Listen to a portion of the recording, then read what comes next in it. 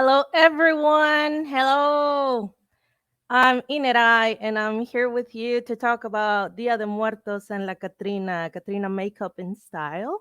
Thank you so much to Bay Area K for allowing me to have this moment to talk and ramble about this topic that I love so much, and it's very close to my heart because I'm Mexican. I'm a Mexican person living in Mexico. So thank you so much for this opportunity. I hope this is my first panel with Bay Area K alone.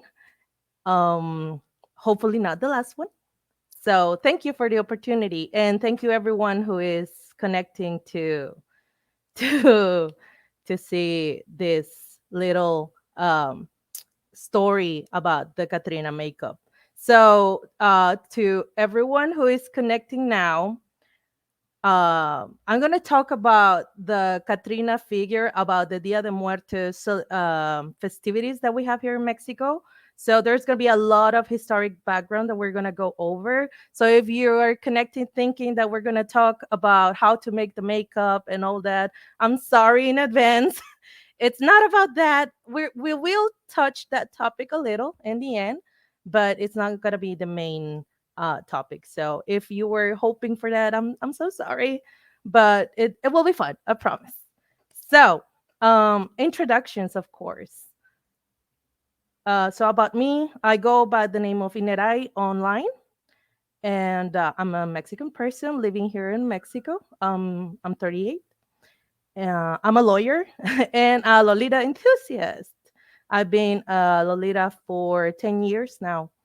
And I like to explore the Lolita boundaries, using Mexican indigenous garments and mixing my Mexican uh, life with Lolita. So this topic is right up my alley because of that.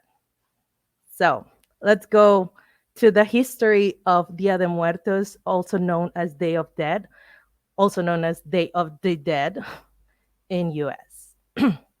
So I wanted to talk a little about the historic background on the Mexican side. I mean, on the indigenous Mexican side first.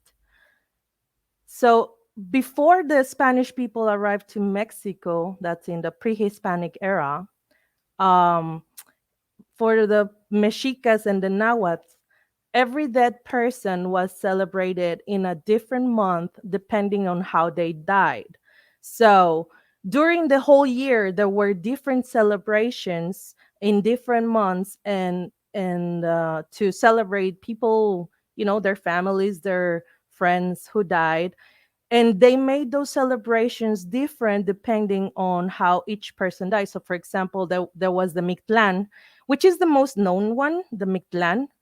um, and that was for people who died of natural causes or maybe of a certain disease. So people who died for those reasons went to Mictlan. Then there was the Tlalocan, which is another celebration, and that was for people who died maybe for things related to water, because Tlaloc is the god of water. So if you died drowned, if you died during a flood, if you died because a lightning bolt hit you or something like that, so then you go to Tlalocan. Tonatiuh Chan, it was Tonatiuh, it's the god of the sun, so it was related to war. So if you died on war, then Oh, then you will go to Tonatiuh-chan, and there was Sinalco, which I don't really remember, and I don't want to get really detailed into those reasons. But the thing is that people celebrated their dead people in different months of the year, and that depended on how they died. So thank you for your questions. Yes, please feel free to make questions at any time, and I would love to check them all. So like a horoscope, but for dead. Yeah, well, during the whole year, they will make celebrations. Um, and yeah, it depended on exactly how they died and That's the time of the year when they will go like, yep, this is the time when we're going to celebrate these people. All right. So these celebrations, they will do it every year during 4 years. And that's because they believe that that's the time that they had to take to go to the other world, So they had to celebrate them so that they will help them to make the walk through the other world. And then there were four big celebrations. I'm not going to explain them all. I just wanted to let you know that there were other big celebrations about the dead. There was the Tepelhuitl, Titil, the Hue Mikailhuitl, which is on November 2nd for the adults, and finally the Mikailhuitontli, which is on November 1st for children. So these two last ones, they were like the main ones, the main celebrations, the ones for the adult people and the one for the children.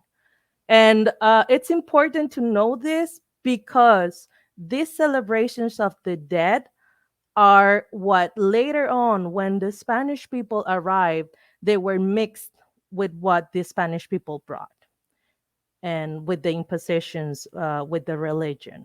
So what I wanted to take from this is that people here in Mexico celebrated their dead people long before the Spanish people came, and they had their own ways to do it. They did altars, they did offerings, they did meals, special meals for the people that already went to the other side, and they put like the things that they used to like as offerings for them, and those things are still used nowadays. So we kept that from the celebrations that we used to do. So let's go to the next one. So what happened after the Spanish people arrived? Well, the Spanish people, they already celebrated the All Saints Day, which is a celebration that I think is known in the entire world because it's the All Hallows Days, which is Halloween. And this was celebrated inside of the Roman Catholic Church. I'm sorry, English is not my first language, so bear with me. So the Roman Catholic Church is the one that was imposed here in Mexico by the Spanish. And so this celebration for All Saints Day was also celebrated here once the Spanish people arrived. Um, Now the celebration from November 1st is it was used to honor church members who they believe had gone to heaven, which is important also because remember that in the Catholic tradition, either you go to heaven, hell, or purgatory. So on November 1st, they would celebrate the ones that were already inside of the church and that they knew that they will go to heaven. And then All Souls Day, which is November the 2nd, which is the day that now we also keep celebrating the Day of Dead. So on All Souls Day, on the Catholic Church, that one was used to commemorate those who died baptized, but without confessing their sins. So they will be on purgatory. So we've really, the one that we maintain is the one that was used to celebrate the people who actually went to purgatory. I don't know why. I don't know why they chose that date. Trust me, I search a lot about the reasons why they would choose the second. Like I mentioned before, the second November was to celebrate the adults, and the first November was to celebrate the children. So for whatever reason, it just worked out to use the November the 2nd to celebrate to mix the two celebrations, and that's the one that was kept all up until today. So no questions there. We're going to continue. So like I said, the Mikal Witontli, the Nahuatl celebration for children, was mixed with the All Souls Day on November the 2nd. And on the 18th century, that became the syncretins known today as Dia de Muertos. This celebration is actually of French origin, which I find it really interesting because I don't know if you have seen, but New Orleans in U.S. has also French roots. You know, because the French dominated that was a French colony, so they have a lot of French mixed traditions, and they also well, actually they used to do, or they still do, I don't know, but they I know that they used to do this celebration as we do it today, that when it's November the 2nd, we go to the tombs of our ancestors and we clean the tombs and we eat there. You know, we make meals and all that. And I've read books about New Orleans history, and I've read that that's what the the people from New Orleans used to do as well. So I find it interesting that we have this connection with the French traditions as well. Oh, so I'm good. Yes. So here's an important part. I'm going to talk later a little bit more about the altar and what it means, because that's a main part of the Day of the Dead. So I'm going to talk about that later. But right now, I want to go to the part of the skulls, because we have to start figuring out how this happened. And here I had a big problem, like a really big one. I found three different stories that are being told for decades about how we started doing this. They're called alfeñiques, which are these sugar skulls. Yes, I remember my Italian teacher mentioning that there's a similar Italian holiday. Yes, yes, because this is from Rome. Like the Romans already celebrated this kind of traditions for their dead people. So I'm not surprised at all. I actually live in Italy for 2 years, and I never saw this celebration as big as we do it. But I do remember that they did have certain things like special masses and stuff like that during the first days of November. So yeah, they still kind of celebrate. Probably more in the rural areas. I live in Rome, so the, it's more of a big city thing, and they didn't do that much. But I'm sure that in rural areas they still do that a lot. So yeah. All right. So here's this interesting fact about the sugar skull. Uh, and I don't know if my pronunciation is correct. Skull, skull, skull, skull, sugar skull. Okay, so the sugar skull is this thing that we have on the right side that are called actually alfeñiques. And like I said, I found three different stories about how we started using this here in Mexico. So the first story, it's about the tzompantli. The tzompantli is what you can see on the upper right side, and it's like a wall that they used to do with the head of the people that they conquered, with the skulls of the people that they conquered, and they used to make these walls and they exhibit the skulls, of their enemies. And when the Spanish people arrived, they were a little bit shocked about this barbarity. So they promoted the creation of these sugar skulls instead of these real skulls as offerings. So that's one of the stories. The other story, which I'm more inclined to believe, is that these alfeñique comes from an Arab word which is Al Faynid, because the Spanish were dominated by the Arabs for 400 years or 500 years. So they have a lot of words that are actually from Andalus, which is Arab territory. And so they have a lot of these words, and we therefore have a lot of uh, Spanish words that are actually from Arab origin, and we still use them here in Mexico nowadays. So They they brought the sugar from Cuba. Sugar didn't exist here in Mexico until the Spanish people brought it from Cuba. And then what we used to use as sweet, it was the amaranth, which is a plant. And the amaranth was actually prohibited, for forbidden, because it was considered as devilish.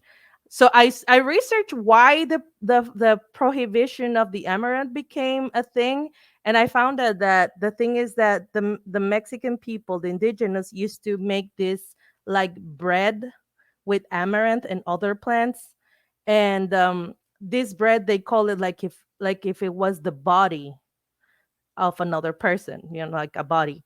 So it was like eating the meat of another person. So the Spanish people was shocked about it, and they made a connection with this and what you do in mass, that you eat the hostia, which is the body of Christ. So that's why they banned the use of the amaranth, which is actually a very interesting plant, and you should eat it because it has a lot of proteins and it's really good for your body. Research it. So anyway, once it was forbidden, they started using sugar, and then Spanish nuns spreaded the use of the sugar to create figurines and little candies and stuff for the festivities from November and December.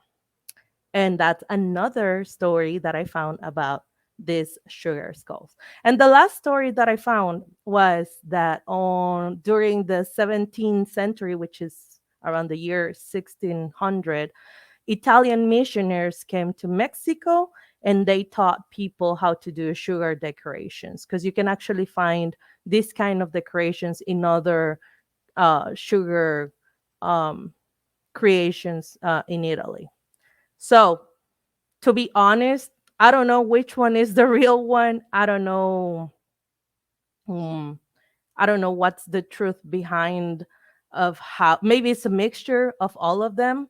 It's really hard to figure out some things in Mexican history because there was a time in Mexico's history where the government decided that they wanted a very specific truth or reality, and they started changing our history to uh, to work with their narrative of what we should be as a country. So it's hard to find some traces in our history of certain things, and this is one of them. But anyway, I put the three stories there for you. Maybe, like I said, it's a mixture of all of them. Maybe one of them is the real one. We will never really know.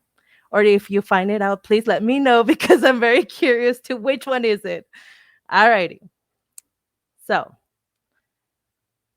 now another item that we use on the Day of the Dead celebration is this, which is Papel Picado, which is a kind of paper that is very thin.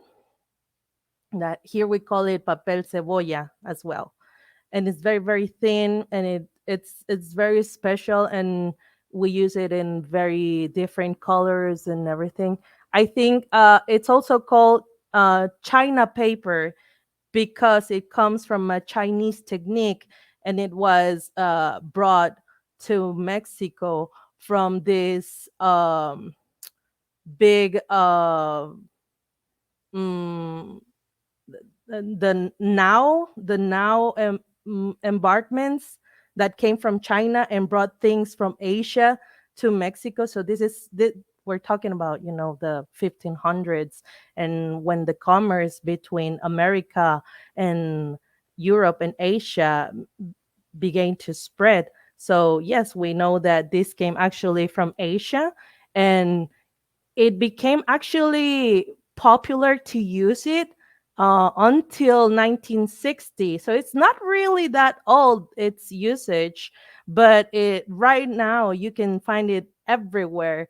And in Puebla, here in Mexico, there's a city that is actually dedicated only to do this kind of special paper with different figures and stuff. Nowadays they do it even for modern things, like they used to do only like this, I don't know, like flowers and, like the sun and the skulls and stuff like that. And now they do it for everything. You can find China paper for, with these figures of like anything from nowadays.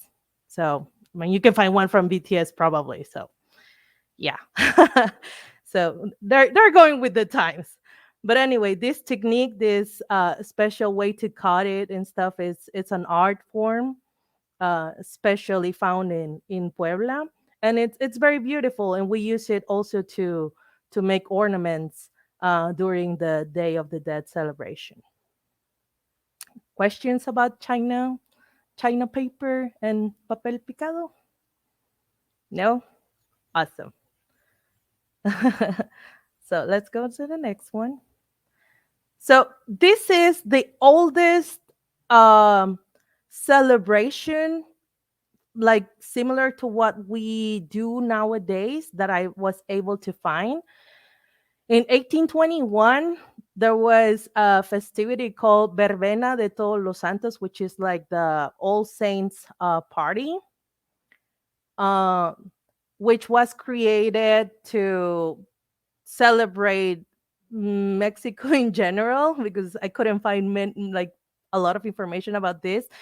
Um, but they did it to celebrate the death as well.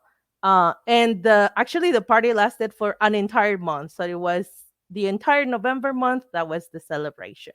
And this is the as back as I could find about a real celebration about Day of the Dead. I bet they look amazing when light shines through them. Yes, yes, they do. And they're very pretty. And the designs are so pretty of Papel Picado. So yeah, try to find them. They're really cute. The problem with Papel Picado, I'm gonna go back a little. The problem with Papel Picado is that it's paper, and like I said, it's super thin. So it lasts like nothing. Like it will rip off with anything. So yeah, so it won't last long. But beauty is ephemeral. So while it lasts, enjoy. Those designs will be lovely as a lace design for an apron. Oh, yes, an apron underscore. I actually have a dress from a designer from here from Mexico. It's not Lolita, but I have a dress which the design of the underpart, it's like if it is papel picado, and it's a special fabric that is thicker to maintain the form. It's such a pity that it's not Lolita, because I would love to make a Lolita cord with that. But yeah, there are many things that you can do with that design, the kind of design. So yeah. Yes. All right. So that's the oldest information I could find about celebrations for this kind of days, for the All Saints Day, and it's from 1821. So here's the part that I told you. During the 20th century, the President Lázaro Cárdenas orders the Mexican intellectuals to revisit history to inspire nationalism. So the idea of syncretism of pre-Hispanic traditions and Catholic rituals is spread. So it is during this time that there is an active work from the government to mix more our indigenous background with the Roman Catholic traditions. Um, and then is where this Dia de Muertos celebration and all this tradition starts to, uh, I don't know, gain more prominence on the culture, on the general culture of Mexico. And like I said, it's I don't see it as a bad thing, but it's for someone who loves history and would like to know how things happen. It's a little bit annoying, maybe, to try to find the reasons why something started to be important in your culture, and finding that there was no reason but the government wanting to to create this narrative. So it's kind of um hard to make peace with that. But anyway, this is what happened here in Mexico. So the celebration. So the I'm going to talk about the celebration of Day of the Dead. Actually, we do it's on the lower part. We clean the graves of our ancestors and we have a meal with the family. That's actually the celebration. Like the part where we go to the cemetery, we clean the tombs, um we make sure that everything is pretty again, and we kind of have a meal or share with the family, because family comes from everywhere to go and visit the graves together and to go and clean together. That's the part of the real celebration of the dead. And then the centerpiece of the celebration has become this altar or ofrenda, which we make it at home. This is not on the grave. Some people do it at the graves as well, but not many do, because on the cemeteries they're not protected. Not everyone has a niche to protect the altar, so they will do it at home. They will do it at home, and they will fill these altars with pictures of the person that they're celebrating, with their favorite meal, their favorite food, their favorite items. If it's a little children who died and they're celebrating, then they will put their toys. Um, and of course, they will put candles, they put water, they put salt. There are many things that goes into the altar to mix. I didn't want to go over each and every single one, because there are 7 layers and each one has an explanation of what they mean. So I didn't want to fill you up with all of that, because then we wouldn't have time to go over the Catrina part, which is the part that we're going to talk about because of the makeup thing. So I just wanted to give you the general idea of the altar being the main thing. One of the very important things that we use is the flower, the cempasúchil, which is which is known as Mexican marigolds, and that's the flower that we use. It's known as like a special um, death um, flower. So that's the main flower that is used for the altars, and it's used to decorate the altars. And also we do like a little road of petals, so the dead can find a way to the altar, you know. And that's it. I think one of the things that I love about these altars is that they're so colorful. Usually when you think about death and how other cultures perceive death, I see that is very like black and white and kind of gray and really sad. And I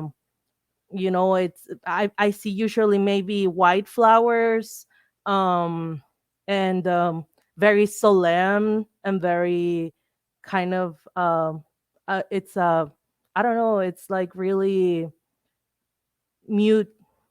I don't know how to say it, but the thing is that I think that in other cultures, the death is seen in a very somber way. And the altar in Mexican tradition, it's so colorful.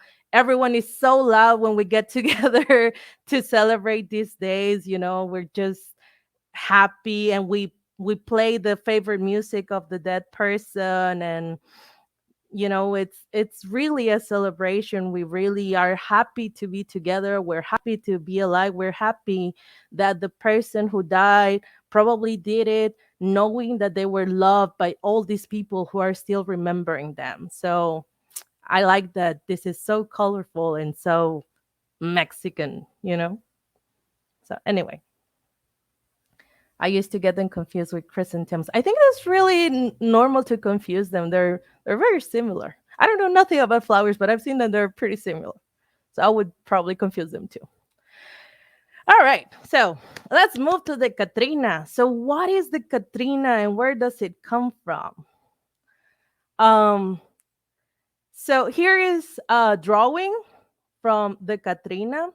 Jose Guadalupe Posada did this drawing, and this image was a mockery of the indigenous Mexican people who, after getting rich, they forget who they were, where they come from, their origins, and they pretended to be like French people during the Porfiriato. The Porfiriato was a lapse of time in Mexican history where our president was a person named Don Porfirio Diaz.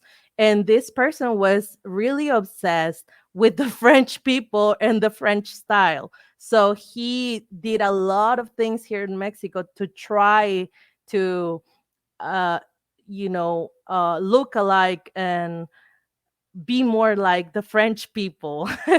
The constructions that they were, their buildings, the garments, and a lot of the things that were happening in Mexico during that time, they were done to emulate what the French people were doing.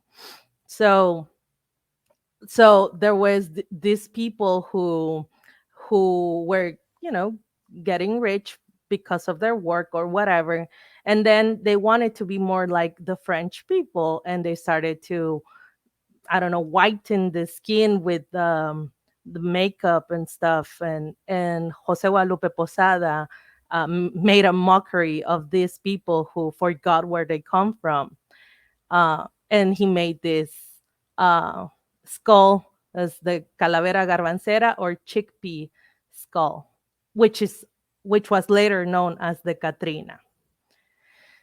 And I like to use this quote from Posada, which says, "Death is democratic since, at the end of the day, blonde, brunette, rich or poor, all people end up being skulls."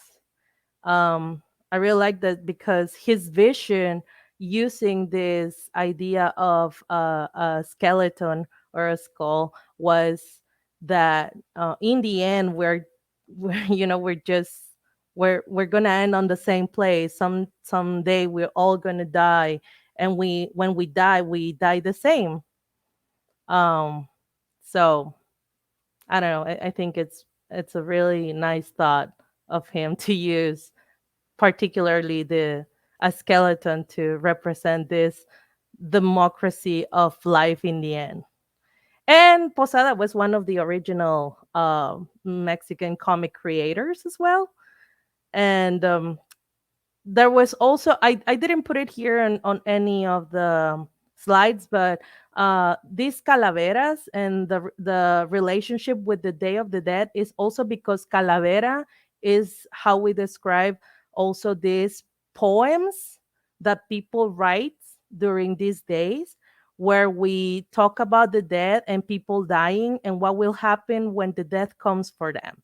So they write it in the way of a poem, um, and it rhymes, and they're usually short, and they talk. You can make a calavera for living people who you love, and you say things like, oh,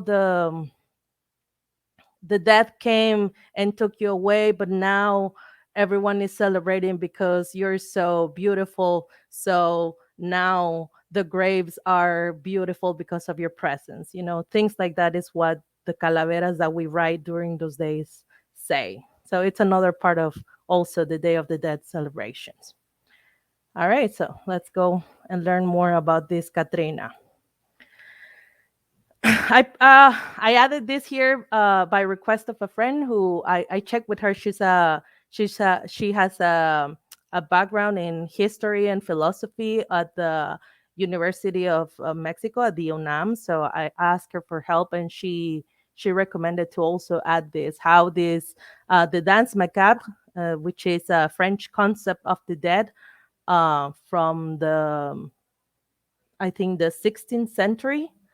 um, and um, and she said that it was important to always remember that for indigenous people here in Mexico, the death is part of the cycle of life, and how you died marks the difference for your next step on the other world. We saw that when we talk about the pre-Hispanic history part.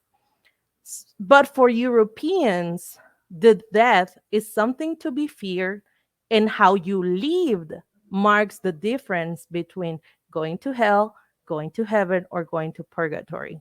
So I thought that this was really interesting about how different the big difference between the cultures, and how indigenous people um, think more about the way that you die, and European people thought more about the way that you live and where you will end up.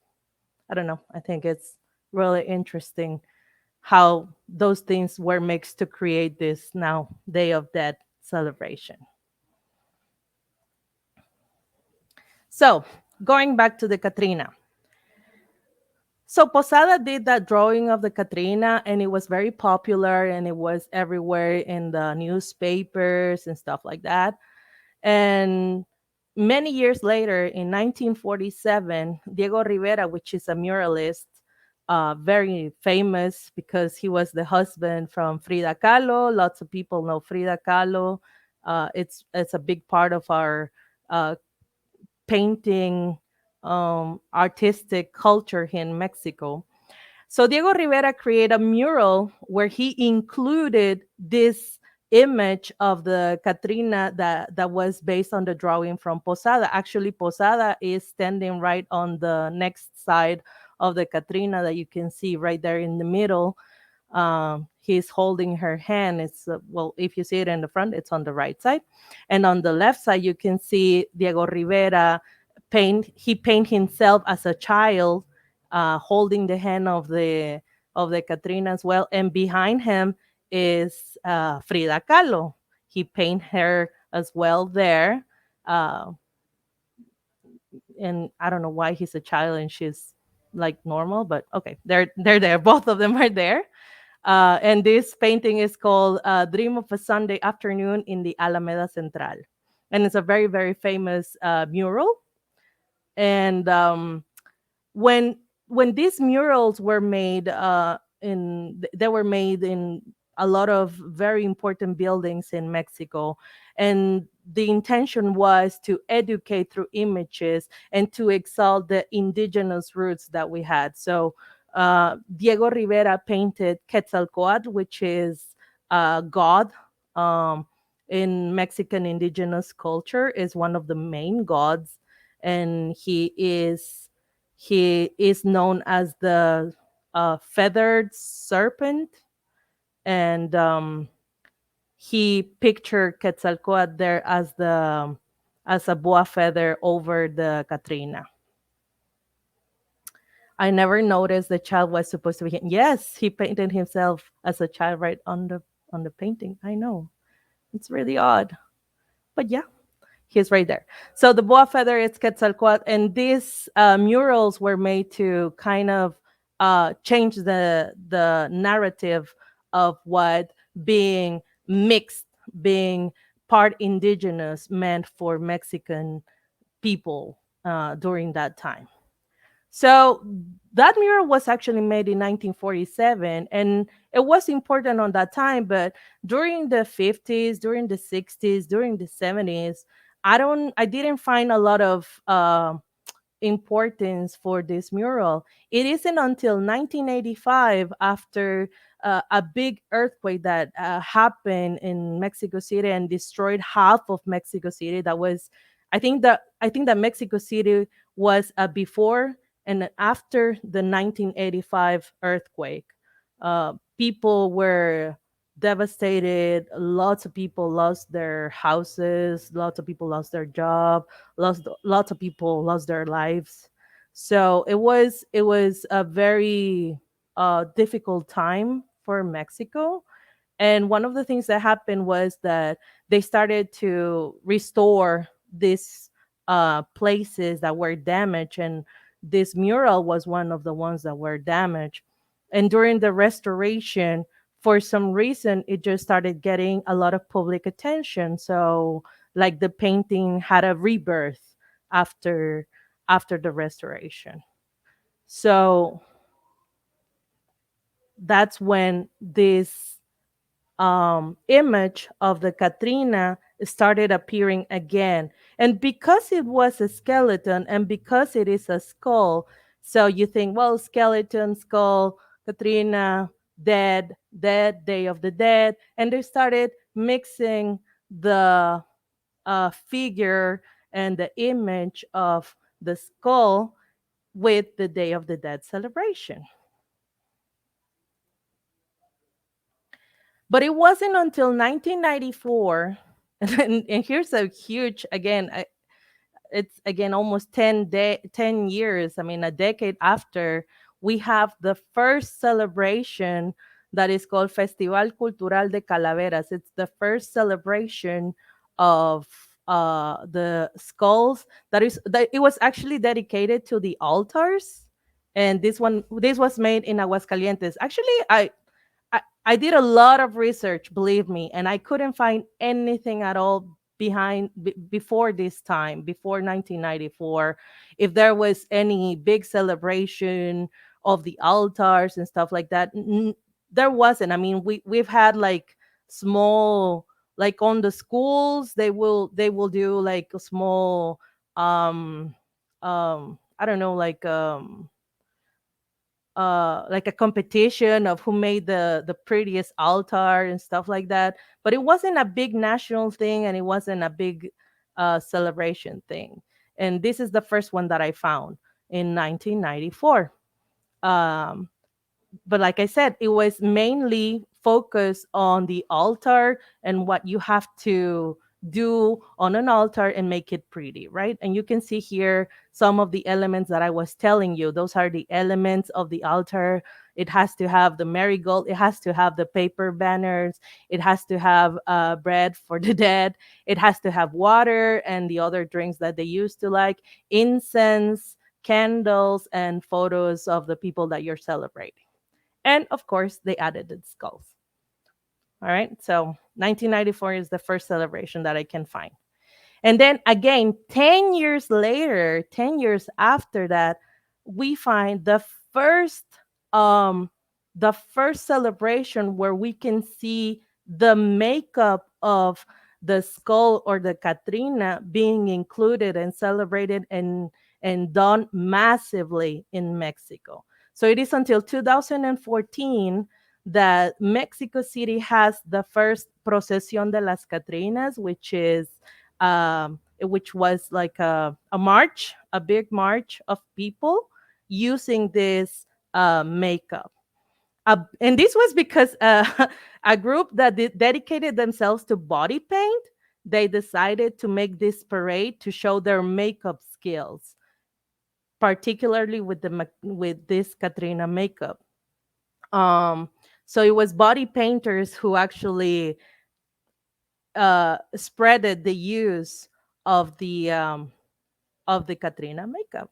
Of course, they wanted to sell their skills and their art, but it ended up being something that a lot of people liked and went and reached out. And after this celebration, after this, finally, yeah, I'm gonna talk exactly about that. What happened next year in 2015? Actually, in 2014, the people for the James Bond movie, for the Spectre movie, in 2014 they were scouting Mexico to figure out what they wanted to do for the movie. That's something that I found online. So they were scouting, and I think they saw this celebration, and then on 2015 they decided to add it to add this kind of things, and they did this big parade. This didn't exist in 2015. This didn't exist. We had never done these huge parades with huge skeletons and stuff like that. We never had done that before. So after it was put out on the James Bond 007 Spectre movie, Mexico went and said, "Oh, you know what? That's a very good idea. That's a really good idea. Let's do it." So by 2016, the next year after Spectre was put out there for the world to see, we had the first Day of Dead parade in Mexico City. And it's now part of the celebrations that we do during November. um, and we had to have Hollywood come and teach us how to do things. So thank you, Hollywood. And now it's a really cool parade that we have every year. So there's that. That's how we came up with the Day of the Dead parade. After that, in 2017, of course, there was the movie Coco. That was it's a beautiful movie. It touches. It's so well made. It touches so many things about Mexican culture. La chancla. Oh my God! Everything there is just gold. So we find again the the this idea of the makeup and the skull and the this kind of sugar skull makeup gets translated from the movie as well. So thank you again, Hollywood, for showing part of our culture and our colors in a good way, right? So Dia de Muertos and Catrina Makeup did not come hand in hand originally, but it is now a mixture of celebrations from the last days of October until the first days of November. The Catrina Makeup has come to stay, and it is now part of our Dia de Muertos festivities, and its colorful style mixed with the macabre image of death makes it perfect for a very particular style of Mexican Gothic Lolita. So we're finally coming into the Lolita part, and we're finally going to talk about a little bit more about the makeup. So maybe some of the questions that some people has about the Catrina makeup is there a special way to do it or anything? No, honey, there's none. Like we're making it on the go. We're just doing our best to look like skulls. There isn't really a line or a way of how to do it. I think that I put this picture here because if you would really want to impersonate in person, and here we're going to talk a little bit about if the Catrina makeup is it costume or not. I think that Lolitas are always worried that what they're doing does not translate into a costume, and it's a tricky area, the costume definition. I think that anything can be a costume as long as in your context you decide that it is a costume. You know what I mean? uh I always put this example. If you're a doctor and you use a doctor's lab coat, of course that it is not a costume. What you're using, it's part of your job garments. It's part of what you use just to do your job. But if me not being a doctor, not being a medic, I wear it and I use it on Halloween, for me it is a costume because I am not a doctor. That is not what I do for a living. But I'm using it, to emulate what somebody else does. But does that make the lab coat uh a costume? No, it depends on context and it depends on how you decide to use it.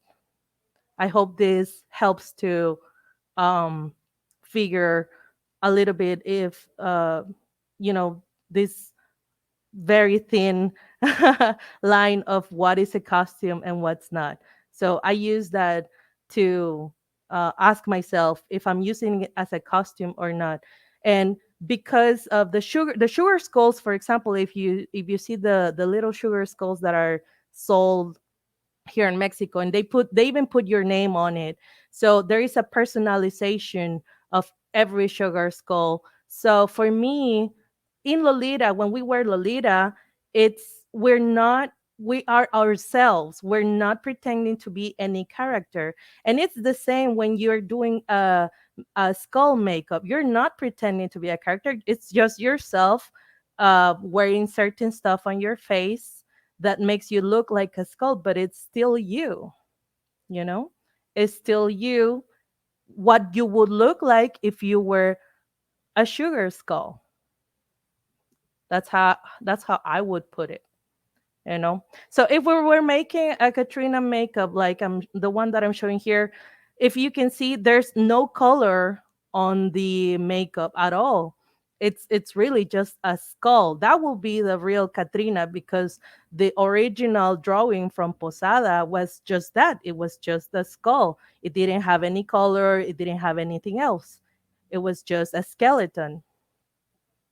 But what we see now is all this makeup full of colors and like flowers and decorations and stuff like that. And that is more similar to the alfeñique, to the little sugar skulls. It's not only the original drawing from the Catrina, it's a mixture with that sugar skull image that the nuns or the Italians, whatever, taught us how to do it, you know? So makeup for Catrina, you can do it like before, you can do it just black and white, plain skeleton thing. You can do full on color with decorations and stuff.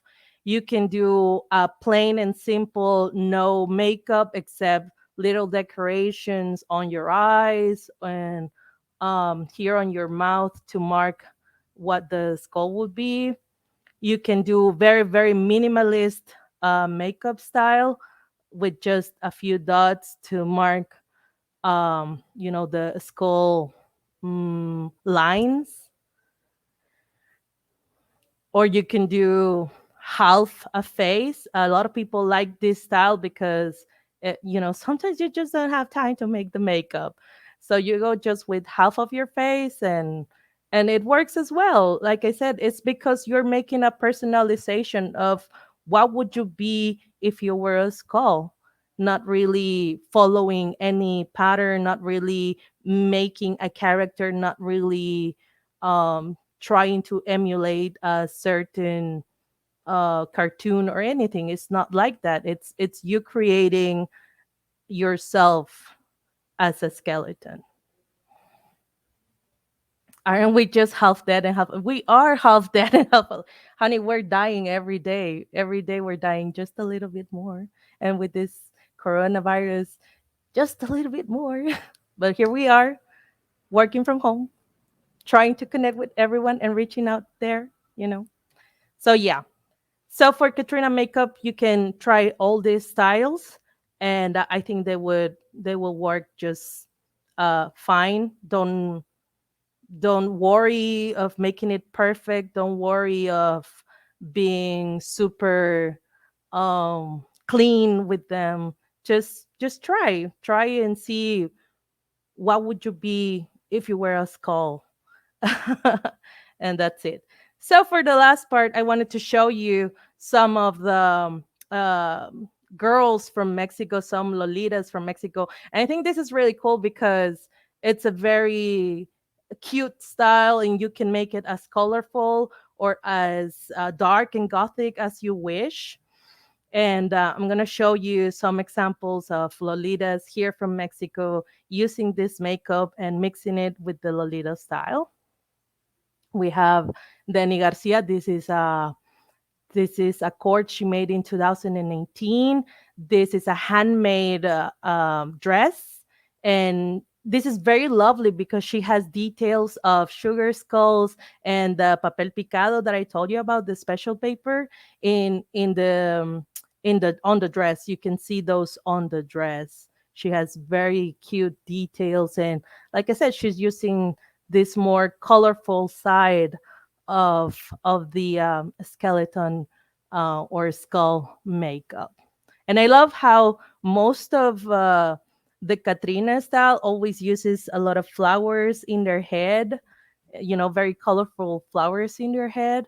Like I said, since the altars are so colorful, it's just part of what you would mix if you were showing this Day of Dead and Sugar Skull style.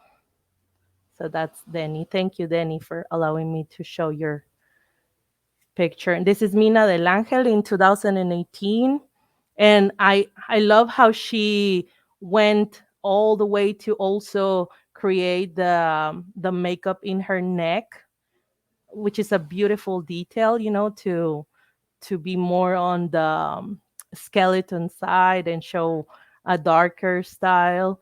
And you can see how she used also crystals on her eye area.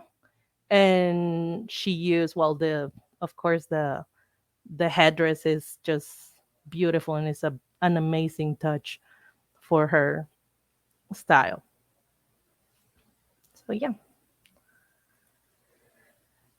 this is again Mina del Angel with a friend. I don't know who's the friend. I'm sorry, but they did this chord together, and they're using the half a face style.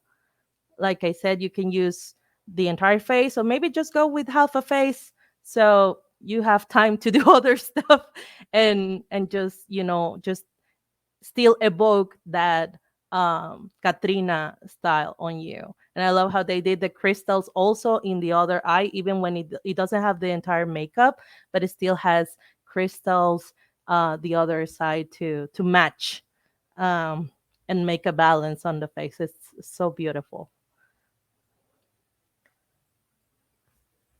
With the Katrina and the headdress, almost a bit Virgin Mary. Yes, I think that also a lot of people likes to mix this image, this imaginary of virgins, um, because most of people are Catholics in Mexico.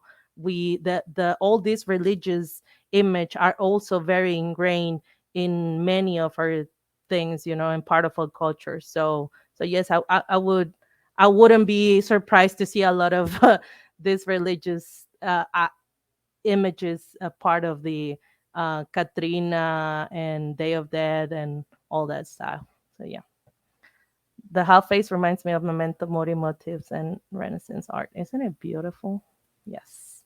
This is Ensis Terra Fria in 2019, and she has this style only on her eyes and only on the side of the mouth. And I love the little touch of the little sugar skull bag, which is how it's a beautiful detail to again uh, confirm that what you're using is it's something to celebrate Day of Dead. So it's a really pretty touch that she put there.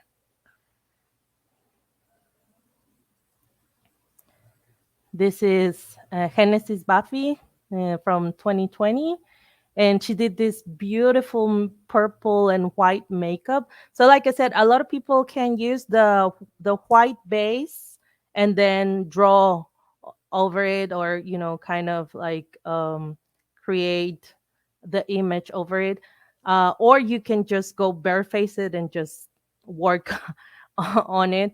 She has crystals all around her eyes, and that's a lot of work, girls. That's a lot of work for a makeup. She took her time putting little white dots around the purple makeup that she put on her eye. So it's another beautiful take on the Catrina makeup.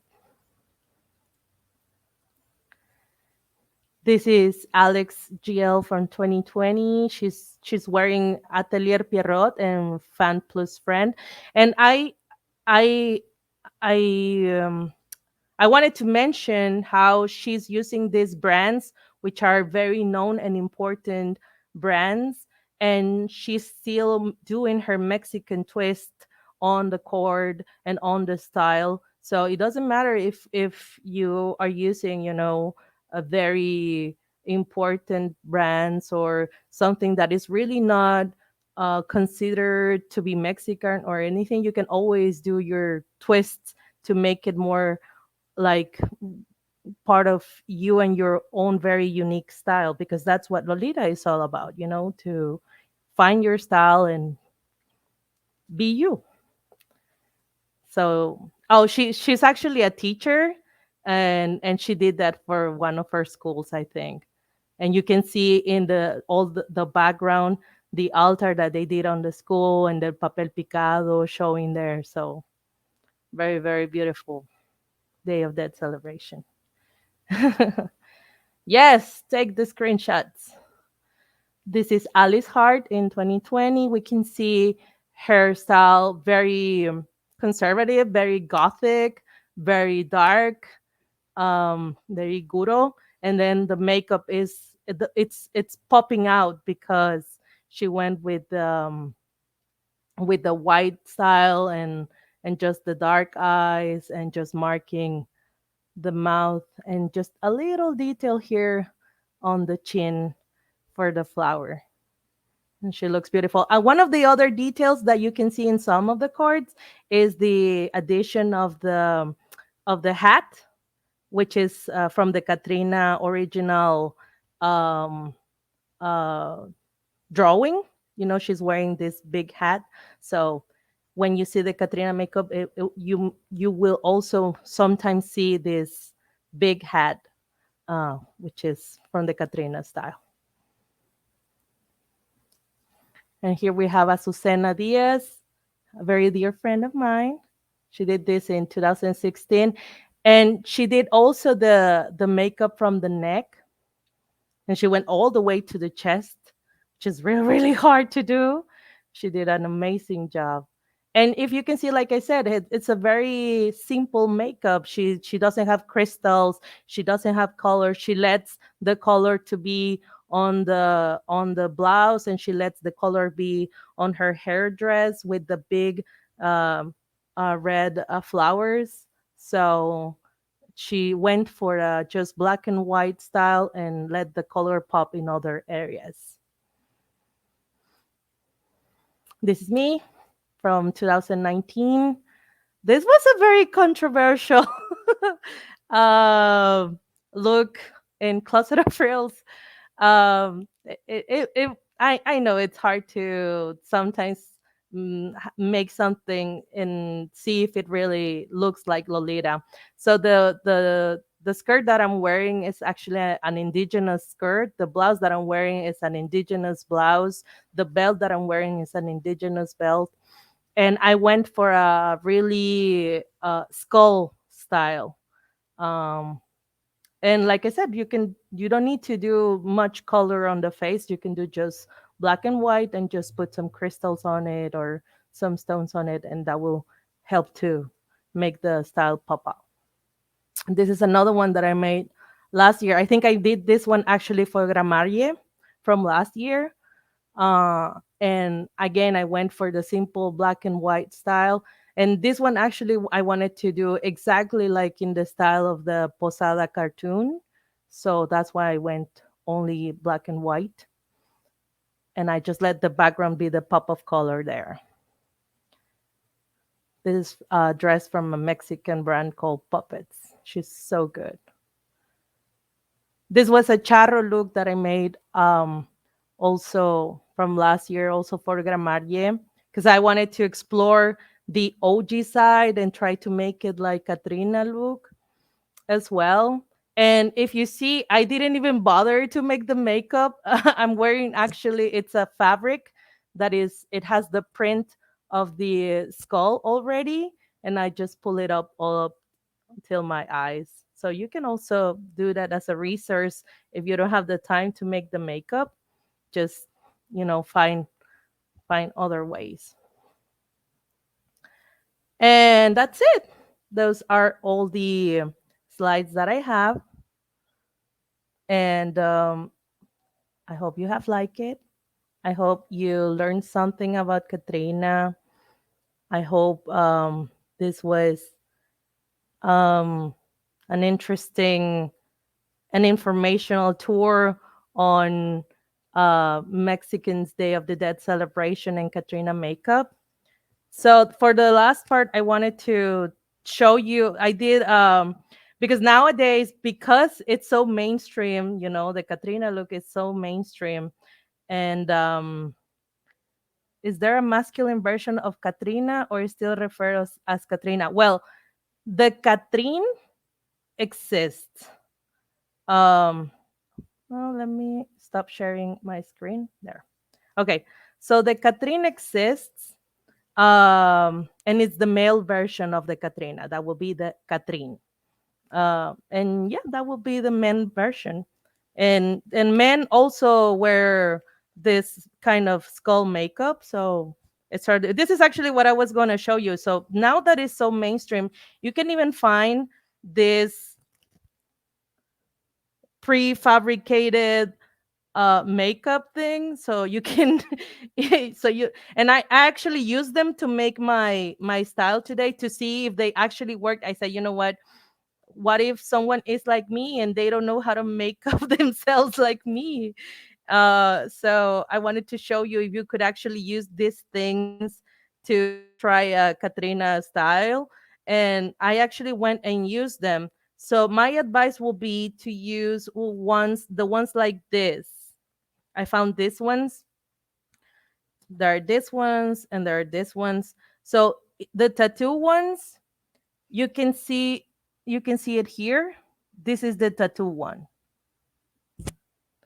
And I tried it here, but you can see how it didn't work. It went off, like it chipped off really easily. So the tattoo one it's not that great, to be honest.